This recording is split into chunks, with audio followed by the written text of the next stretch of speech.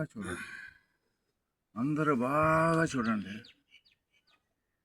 రామేతి రామే రమయ తోల్యం రామే రామే రమేతి మనోహర రామే రామేతి.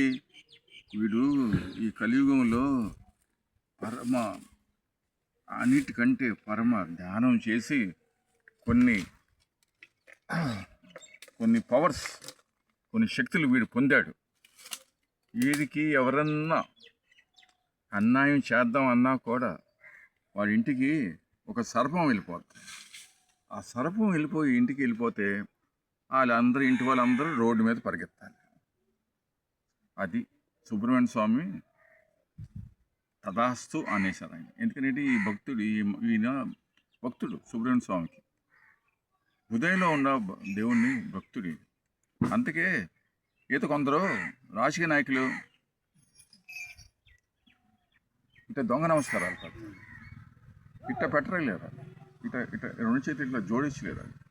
సో ఈ వ్యక్తి మనస్ఫూర్తిగా ఆ భగవంతుని కొడుకుంటాడు కాబట్టి సరే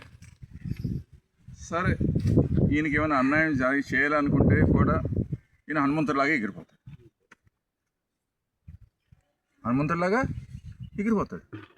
ఇంకా పక్షులుగా హనుమంతులాగా ఎగిరిపోతే ఇంకా ఏం చేస్తారు? ఒకవేళ ఆయుధాలు పట్టుకునే ఎక్కడ తగిలితే అక్కడ. సో ఈయన చాలా, దీంట్లో విశేషం ఏంటంటే ఈయన యూపీఎస్సీ ఎగ్జామ్ పాస్ అవ్వాల, కానీ ఈయనకి ఐఏఎస్ కానీ ఐపీఎస్ వాళ్ళు కానీ అయ్యా బాబు మమ్మల్ని వదిలే, మమ్మల్ని నీకు కావాలంటే, నీకేం కావాలంటే ఇచ్చేస్తాం. ఎందుకంటే వాళ్ళు కూడా సరస్వతికి విలువిస్తారు. వాళ్ళు దయచేసి వాళ్ళని నేను ఖండిస్తలేదు, గౌరవిస్తున్నాను వాళ్ళని. ఎందుకంటే సివిల్ సర్వీస్ పాస్ అవడం తేలిక కాదు, ఐఏఎస్. సో గౌరవిస్తున్నాను. కానీ నేను కొందరు ఐఏఎస్ ఆఫీసర్లతో కొంత ఇంటరాక్షన్ అయ్యాను. వాళ్ళు దే హ్యావ్ హ్యూమనిటీ వాల్యూస్. గౌరవిస్తారు వాళ్ళు. అది. సో నేను చెప్పేది ఏంటంటే, దయచేసి ఈ రాజకీయ నాయకులు వాళ్ళ లబ్ధి కోసం వాళ్ళు పార్టీలు చేసుకుంటూ 75 సంవత్సరాలు వచ్చినాక కూడా పార్టీలు చేసుకుంటారు. ఎవరైనా 8వ క్లాస్ వాడు బొడ్డోడు ఎవరైనా పార్టీ చేసుకుంటాడా? బర్త్డే పార్టీ చేసుకుంటాడా? చీచీ, ఇదేం కరవరా నాయన. 75 సంవత్సరాలు వచ్చినాక కూడా బర్త్డే పార్టీలు చేసుకుంటాం, కేక్ కట్టింగ్లు ఏంటయ్యా ఇది?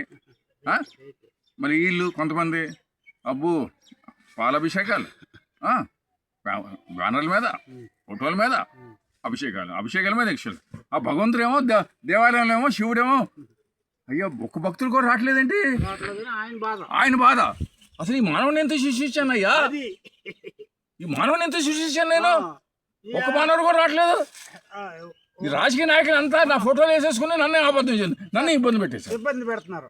శివుడి పక్కన ఏమైనా శివరాత్రి వస్తుంటే ఈ రాజకీయ నాయకులందరూ రావణాసురు లాగా ఉంటారు. చెప్పుకుని రావణాసురు లాగా. రావణాసురు వీళ్ళకి తేడా ఏంటంటే, రావణాసురికి 10 తలకాయలు ఉండే, వీళ్ళకి 10 తలకాయలు అంటే 10 తలకాయలు ఉండే వీళ్ళకి కనపడవు. మనకి కాపాడుతున్నాయి. ఆ రావణాసురికి పాపం ఏదో శివ భక్తుడు కాబట్టి 10 తలకాయలు కనపడుతున్నాయి. ఈ రాజకీయ నాయకులకి ఏమో రావణాసులు ఇల్లు, కానీ వీళ్ళకి 10 తలకాయలు కనపడలేదు. అదే డిఫరెన్స్. మళ్ళీ చెప్తున్నాను, ఎవరైనా వినిపోతే, నా భాష అర్థం కాకపోతే. రావణాసుడు ఏమో పరమ శివ భక్తుడు. తెల్లారు లేస్తే ముక్కుటి దేవతలకి పూజలు చేసేవాడు. ఆయన ఒకటే తప్పు చేశాడంటే సీతాదేవిని ఎత్తిపోయాడు. ఆయన అదే తప్పు చేశాడు. ఆయన జీవితంలో తప్పు చేయటం ఏంటంటే ఆయన సీతాదేవిని ఎత్తిపోయాడు. అది పరమ భక్తుడు. ముక్కుటి దేవతల్ని తెల్లారిపాటికి పూజలు చేసేవాడు. అది. వీళ్ళేమో రాజకీయ నాయకులు దేవుని కూడా ఓటర్ కార్డు లేకుండా కలిపేశారు. దేవుడికి కూడా ఓటర్ కార్డు కూడా లేకుండా కలిపేశారు. ఈ ఎలక్షన్ కమిషన్ వాళ్ళు ఓటర్ కార్డు దేవుడికి ఎలా ఇద్దామయ్యా? ఏ అడ్రస్ ప్రకారం ఇద్దాం? ఇప్పుడు దేవుడు ఎక్కడ హిమాలయ పర్వతంలో ఉంటాడా, ఎక్కడ వైకుంఠంలో ఉంటాడా? ఎలా ఇద్దాయా? అడ్రస్ ఏం రాయమంటారు? ఆయనకే తెలీదు. ఎలక్షన్ కమిషన్ వాళ్ళకి అడ్రస్ రాయాలిగా. రాయాలంటే ఎక్కడ ఉంటాడు దేవుడు? అన్ని చోట్ల ఉన్నాడు. ఏ అడ్రస్ రాస్తారు?